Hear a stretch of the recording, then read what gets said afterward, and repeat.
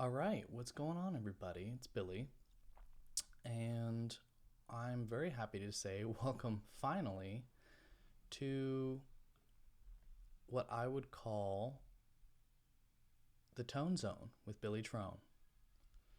So, that name actually, I need to give credit where credit is due. That name came from the one and only Mr. Colin Jaros of Groovin' You Entertainment fame. He basically told me a long time ago, he made some joke that was like, whatever you do, your room, you should make a sign or do a podcast or something like that. And it needs to be called The Tone Zone with Billy Trone. So here we are. And I did do a couple episodes of a podcast that I think I'm finally going to cut up and release. Got to sit down and talk with some awesome dudes, Dave Marvoglio, Killian Duarte, and my boy Lorenzo from Daybreak. And I just never did anything with them yet.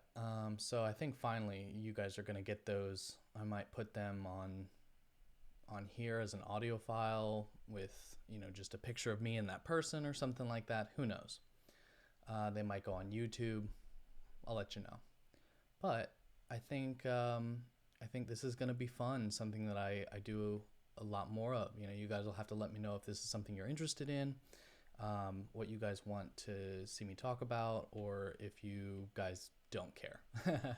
All understandable options. So I got a lot of people hit me up asking about different rigs or how I utilize the AX8. I put that promo EP that EP promo video out, I should say, for Sing's EP coming out on the 24th. Make sure you guys pick it up. You'll be able to hear all the guitar tones, for the most part, are me with my PRS and my AX8. So I thought it would be a cool idea to come in and show you guys how I put together my patches and things like that. And given that this is the first episode, I think it'd be a good idea just to show you guys my general patch. I do one patch per guitar and then use that for whatever kind of a gig it is. So today, again, got my PRS SE7. So let's name this real quick. We'll just call it PRS GB, which I have quite a few of.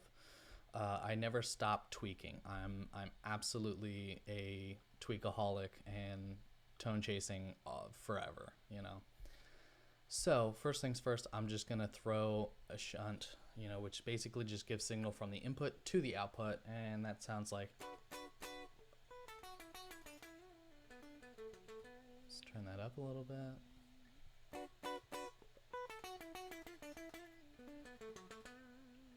So very quiet, pretty small, because there's nothing, that's as if you plugged your guitar directly into the interface or into a soundboard. So first thing I'm going to do is throw up an amp and a cab block. And the first things that it pulls up are the 59 bass guy, which is a Bassman, a Fender Bassman sim, and a 1x6 oval, which is a 6-inch speaker cab sim. That now sounds a little like this.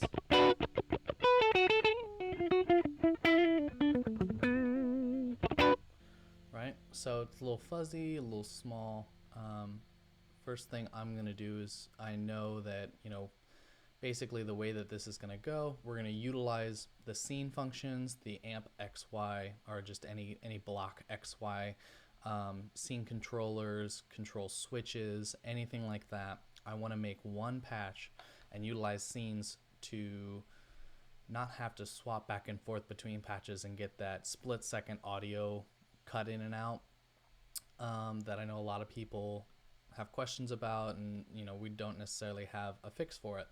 So the way this is basically going to work is I'm going to do from my cleanest to my most distorted sounds via scenes. That way I can swap back and forth. Everything's all in one place, and I don't have to change things or worry about that little bit of audio cut out. So scene one, we're just going to do our general clean tone, and you can see I've already come over and throwing up the 5 F1 Tweed EC amp sim, and that's going to be a Fender Tweed, and I'm assuming EC is Eric Clapton. So that now sounds a little bit like this.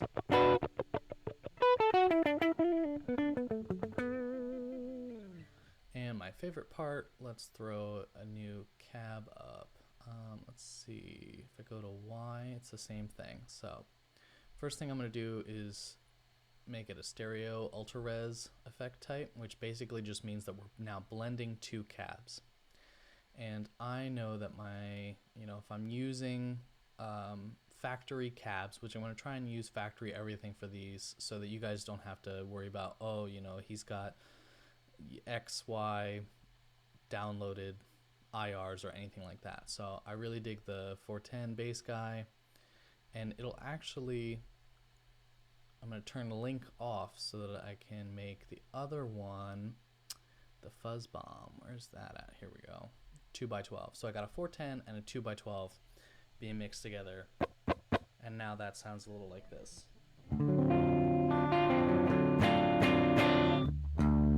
So we're still got a little bit of breakup in there.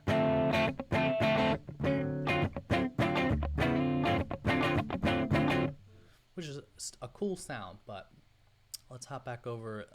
All of the Fenders start with presence and depth at 0, bass, middle, treble, bright, all at noon, input drive at noon, master volume all the way up. I'm going to back the master off to about 7. Now that sounds like, let's turn that up just a little bit.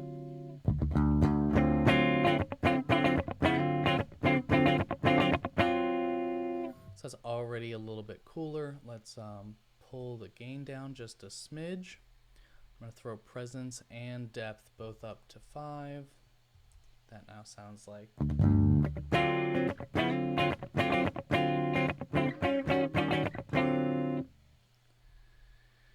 And that's getting there, right? So I'm going to turn the treble up a little bit. I'm going to scoop the mids ever so slightly, and I'm going to put a good bit of low end in there. Because we're going for that like really American Fender type of a clean tone. That's already sounding pretty cool.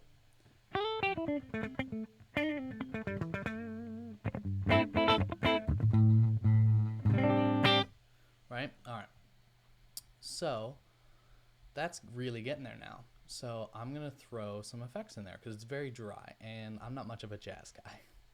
So first thing I'm going to do is throw a reverb in there, and I'm a big fan of putting my delay and reverb in a parallel format like this. So before we even throw reverb in there,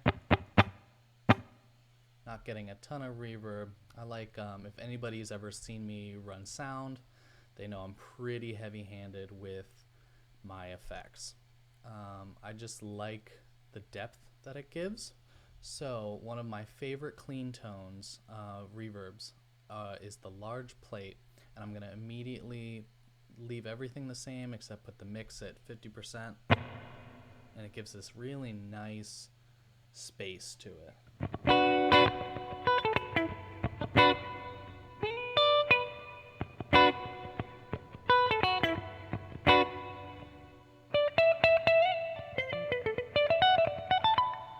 Cool.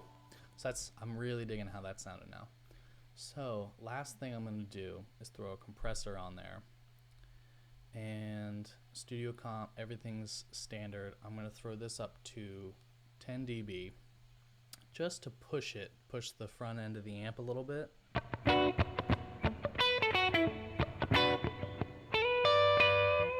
So that's already a little bit too much. I'm not necessarily trying to get breakup or anything like that. I kind of just want the clean tone the notes to pop off the fingerboard a little bit, make it feel a little bit gainier, even though it's still going to be lots of headroom, totally clean kind of sound. So let's drop that back down to 5.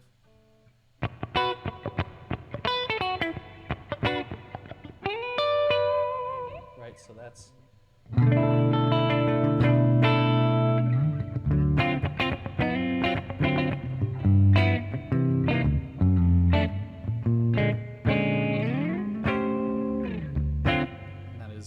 extent of my jazz. So I'm really digging that. That sounds really cool for me. You know, anything that's being played.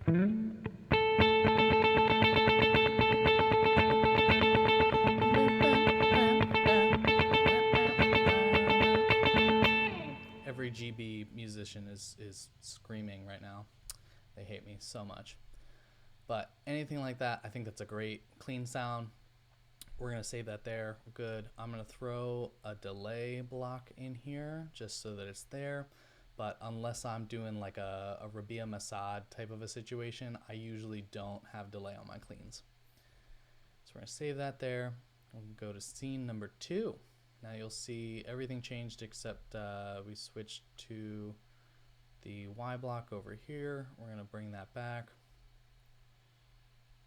Get rid of the delay, or the reverb, I should say. And now I want to push the front of the amp a little bit more. This is going to be our first like crunch tone. So I'm actually going to go back to the Y. I'm going to throw this all the way up to like 12. And bring the threshold back up a little bit. Bring the ratio to 4. Make it a hard knee. Attack at 10 milliseconds. And let's see how that sounds.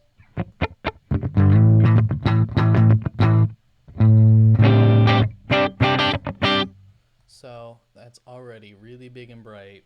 And if you really dig in, you can get some nice breakup. And if we go to the bridge,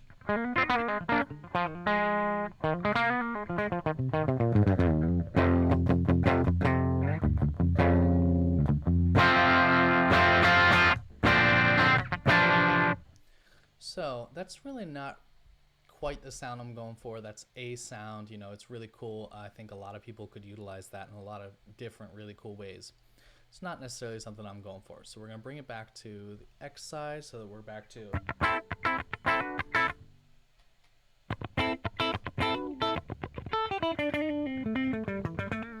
And just because I know people are going to ask, for most clean things, I'm either on position 4 or position 3, and I have 2 bare knuckle holy diver pickups in this guitar. So we're going to save that again. We're actually going to try a drive block to get more of the exact sound that we're looking for. So perfect. Feet, you know, we got a FET boost type of a pedal coming in here. So let's see how that sounds.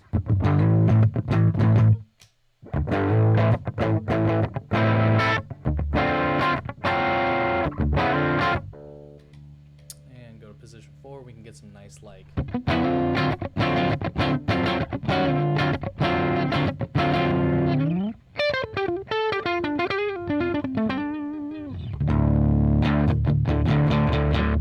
So nice little bit of crunch to it. I'm going to pull the mix down to like 50 and the level down to 5. Just kidding. I'm going to leave the level where it is. So we're pushing the front of the amp with this. You know, it's as if you take the level and you turn it up before you turn your amp up, you can really drastically change the overall sound that's going into your amp.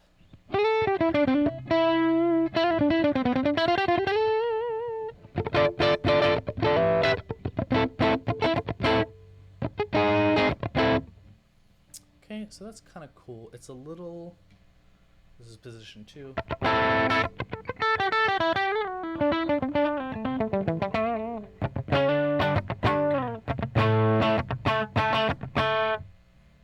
That's all right. I'm going to use the low cut and bring it up to like 80 hertz and see how that does us. There we go.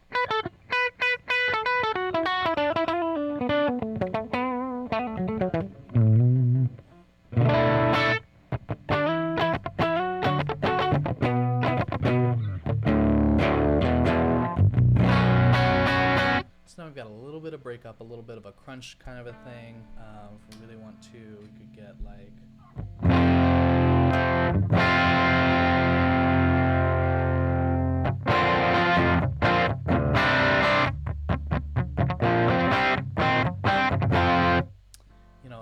closer to that AC/DC kind of a crunch. It's still a little mild. I like to leave some space, really gradually increasing gain with each scene.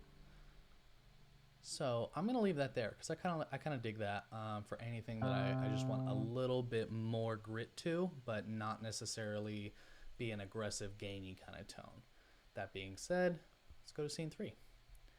And automatically you see that it switches. I'm gonna get rid of the drive block. We're gonna keep that same compressor just because I like the way that it's pushing the front of our amps. So we switched to the X and Y blocks. I'm actually going to go ahead and do the same cab block, so we'll just hop back over to X, back to our bass guy cab and the fuzz bomb. But instead, I like to use a smaller, lower gain amp and really just push the front of it with pedals and crank it a little bit, because since this is digital, we can really represent an amp that's cranked up without the actual volume having to be loud. So some of my favorites are the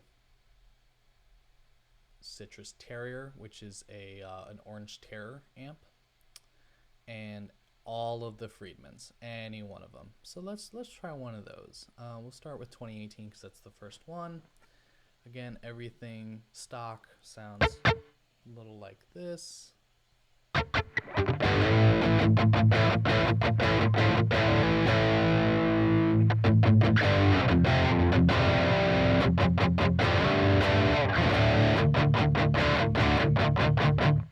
So that's already a really nice pushed gain sound, but it's not super saturated. It's not really taking people's heads off. It's not scary. It's not metal. It's not whatever. You know, you could use that for a nice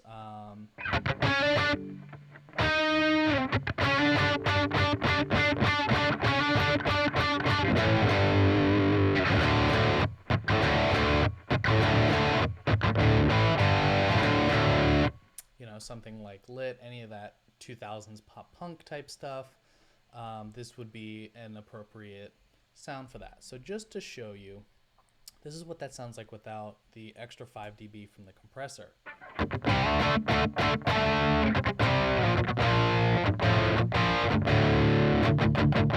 So it's actually a little more saturated because it's not being compressed. So let's try.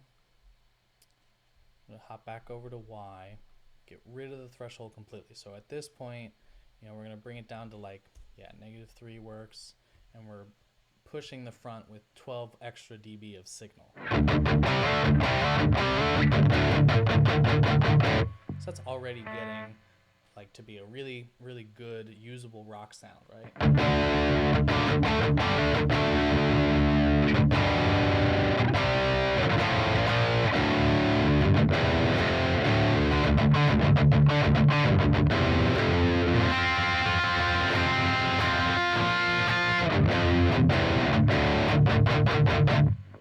So that's actually more than what I want for this specific scene,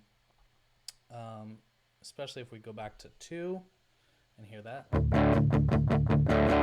That's pretty much still a clean tone, right? So that works really nicely. And I'm actually just going to leave that as it is. Amp, cab, no compressor. No compressor. And then for the next step up, I'm going to add in the Y compressor with more signal. Leave the drive pedal out for now, and that sounds again. Get rid of the effects because this is still a rhythm patch. And that still sounds like.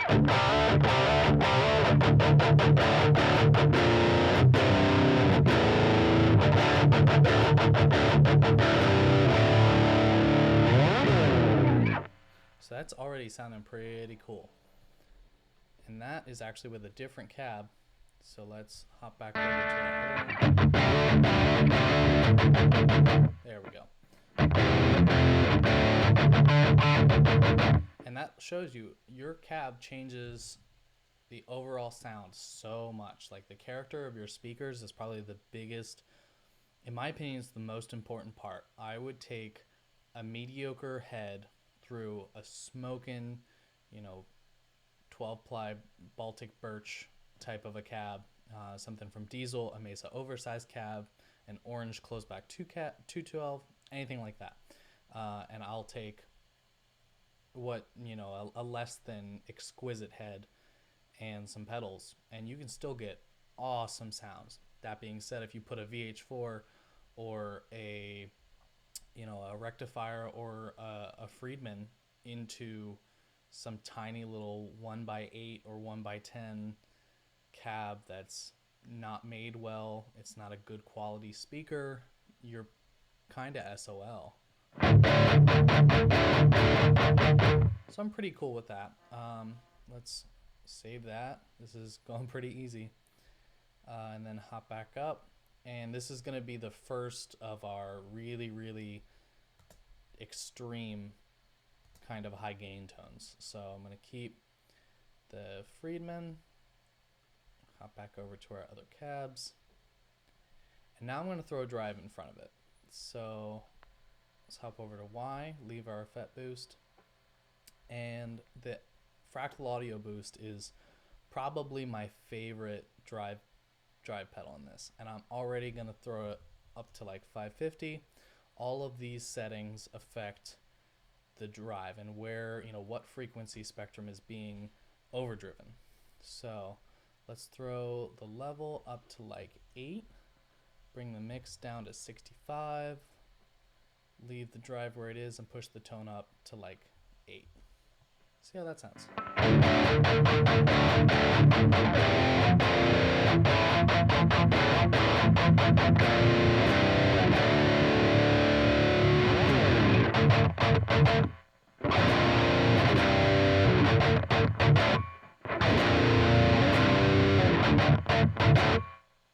So I'm really digging that. I think it's a little bit, I like my drive tones to be really tight and dry. I don't like a lot of oversaturation, especially in the low end. So push the low cut way up, because if we take that out, it sounds like this.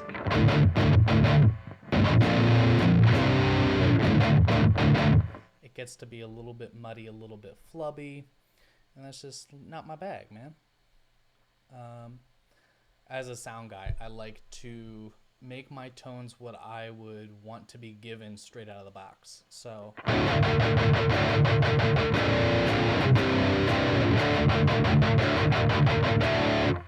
actually going to pull that down a little bit, maybe to like 300. Get a little bit more beef out of it.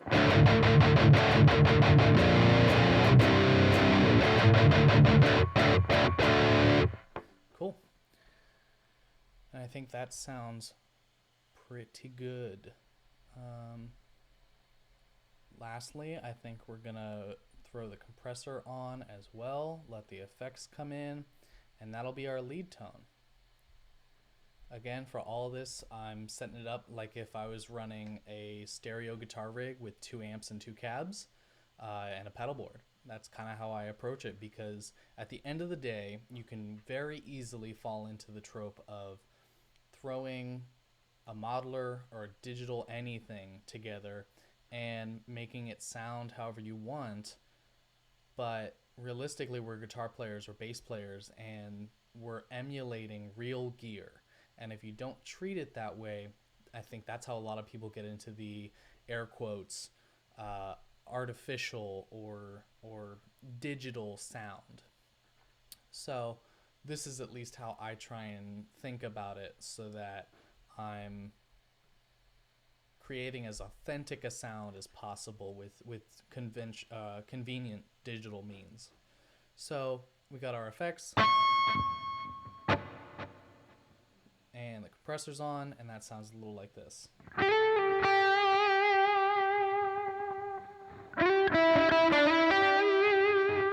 So already I feel like something's wrong. Oh yeah, we're on the Fender amp again. So we switch back over to the Friedman, and that becomes...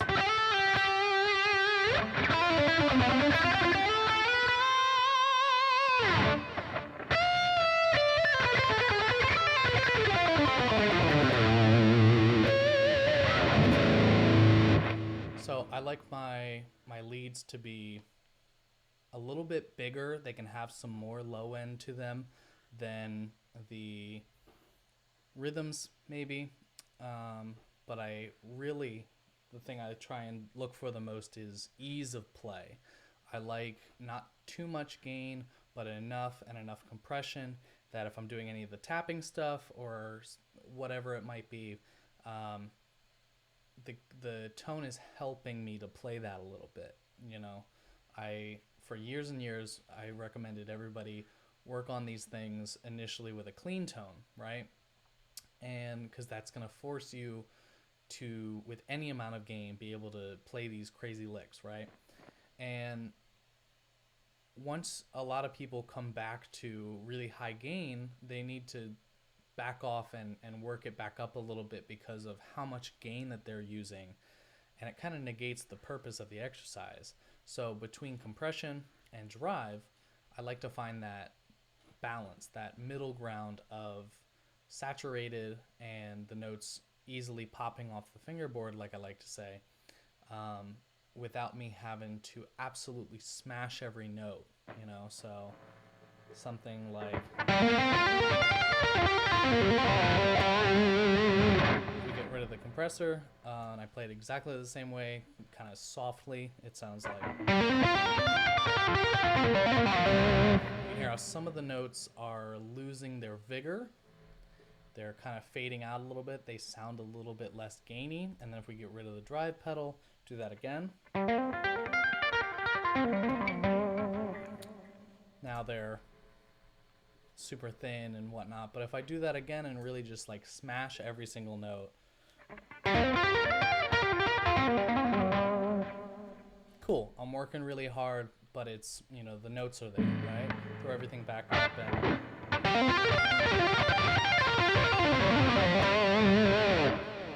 Now it's super easy to play. It sounds nice and clean for the most part, and gives us that really like big stadium rock vibe.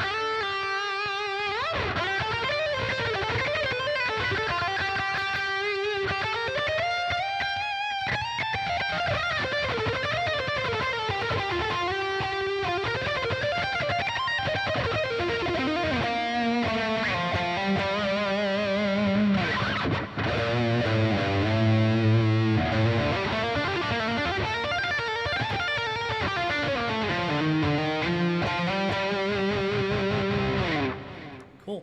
That sounds and feels awesome to me.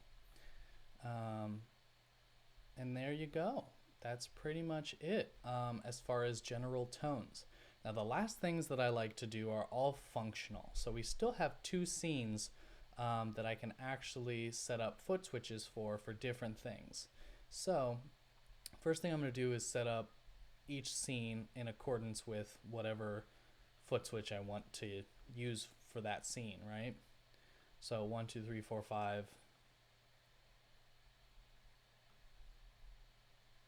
And 6. Boom. Then after that, maybe we'll do, for sing stuff, as you guys saw, I do a lot of parametric type stuff. So I'll actually throw that all the way at the end because I want everything to hear that. So for that like AM radio sound, I'm just going to take out most of everything that isn't like high mids. And this is really just going to be, we'll start with this. Just kind of take everything that's not right here out. We're actually going to throw a little bit more of that back in there. We'll leave that one there. And then with gain 3, let's move up and push it up, actually. And now that sounds a little like...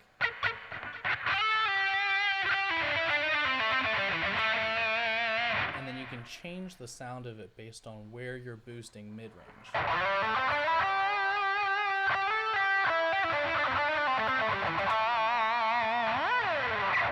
We do our cover of Rockstar.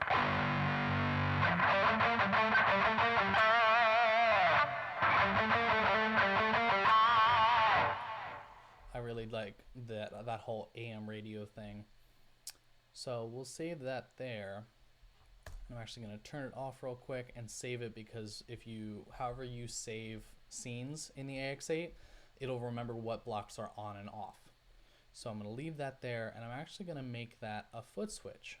So we'll do that here, so that at any time on the physical unit itself, I can turn that on and off depending on, no matter what scene it's in, doesn't matter. And I think the other thing we'll do is going to be let's see, let's do something fun. Let's do like a phaser. Yeah, why not? Or a flanger. We'll do a flanger. And again, this is all stock.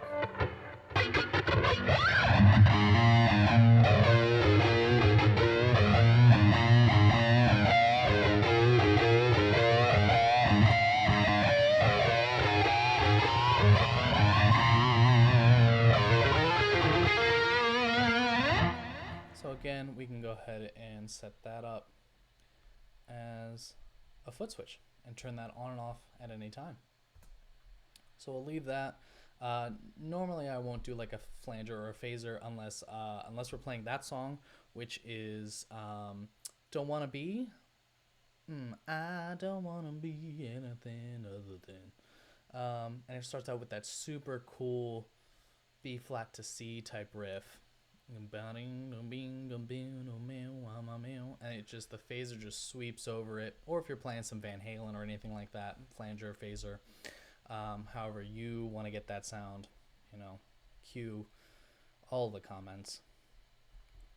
And I think that's about it as far as sounds. So now all I'm going to go do is, we have a lot of gain in some of these. So I'm going to go ahead and set a source modifier on scene 1 for our input gate. Basically all that means is if I go to controllers, go to scene, and you see here now we have controller 1 and controller 2. So scene 1, or I should say scene 6, which is lit up in yellow, I can now turn up the gate, and versus if I turn the gate off, you get all that noise, right? So for lead sounds, I really just want enough that if I'm not playing a note, you can't hear 60 cycle hum.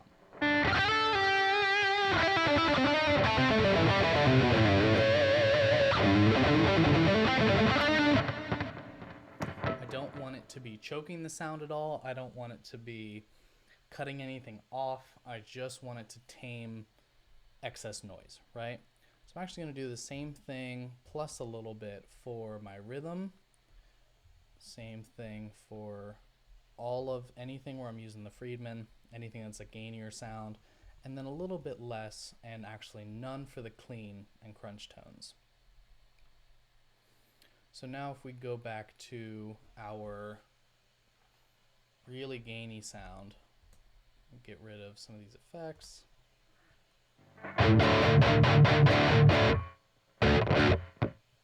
The other thing I want to show you guys is how to get that really, I hate to say it, but genty kind of a gate. I'm going to turn the attack all the way up and the release all the way down. And you can see it's just absolutely a brick wall of gate. And you can get that whole.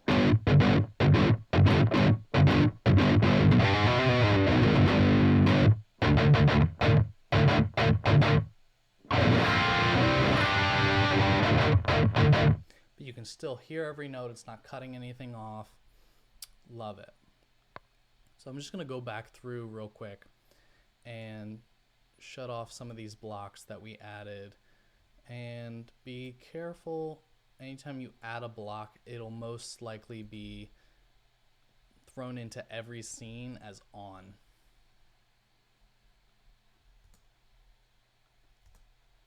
So we're just going to get rid of those. Bring everything back to our normal, how we had originally had all these tones. So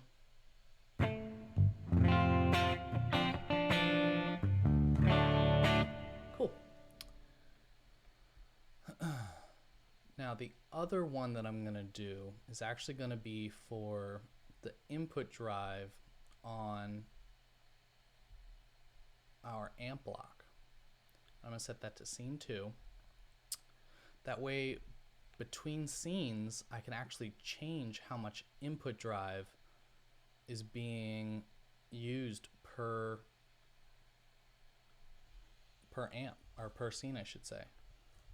Let's try this. Let's see how that sounds. I'm just going to turn this up until I can hear it and it feels good.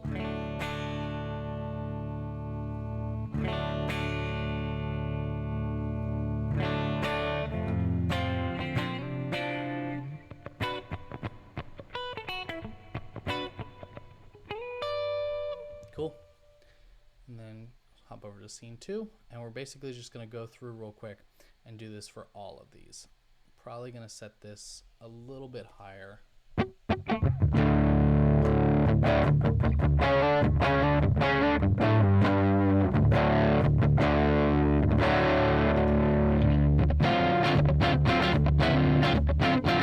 There we go. Go to scene 3. Again, set this. It was at about 4, so.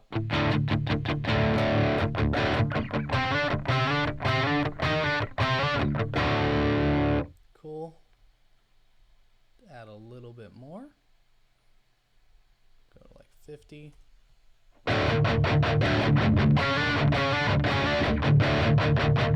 So now we can really drastically change how much gain is being put out per scene. Let's go to scene 5 so we can hear what we just did.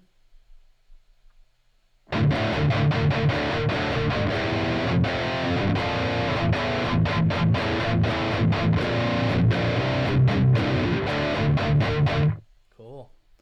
Do one more and really we can crank it up, especially for like the lead sounds.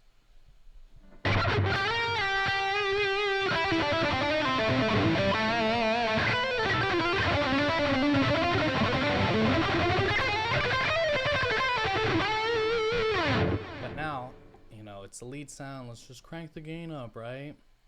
If we do that, then you get a little bit of excess noise even while you're playing.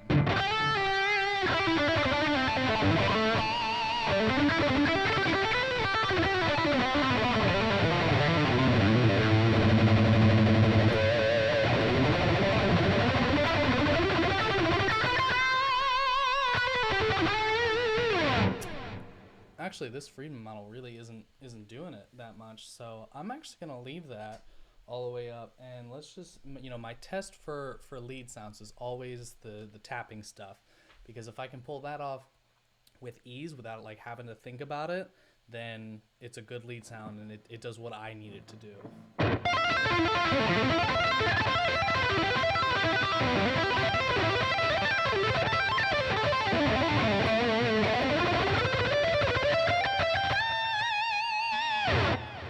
I'll take that. So again, we're just going to save real quick. And I think that about does it.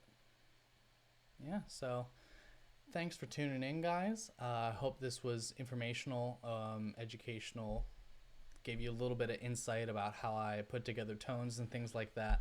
And I will actually go through for each of my guitars and do this. So my 2 6 strings, I've done this with bass, and let me know if you guys want to see that as maybe the next episode. If you guys want to see putting together versatile, different amp sounds for bass, since you know, there really isn't a ton of support. If it wasn't for Nolly, we probably wouldn't have any bass models from Fractal.